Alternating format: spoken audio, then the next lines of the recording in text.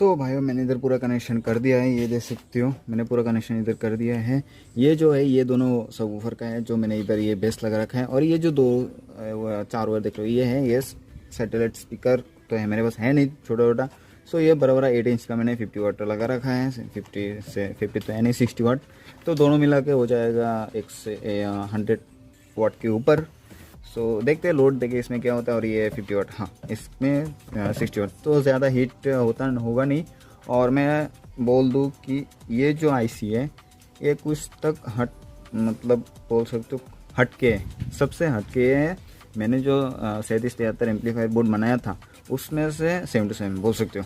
क्योंकि ये पहले तो अगर आप लोग इसमें 20 वोल्ट, ठीक है 20 वोल्ट इनपुट देते हो तो आपको ख़तरनाक आउटपुट मिलेगा, ठीक है।